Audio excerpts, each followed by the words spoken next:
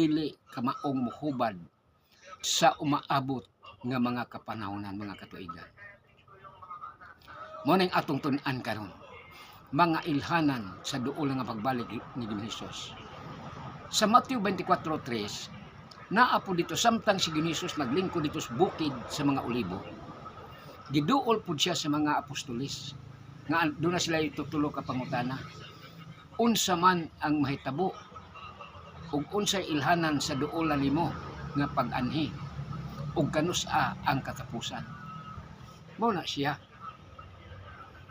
So kining maong pangutana gitubag ni Hesus. Una niyang tubag ingon siya sa Mateo 24:4-5, yun siya magbantay kamo nga wala kaninyo'y magapasalaag kay daghan unya mutungha dinala ang akong ngalan nga manag-ingon ako mao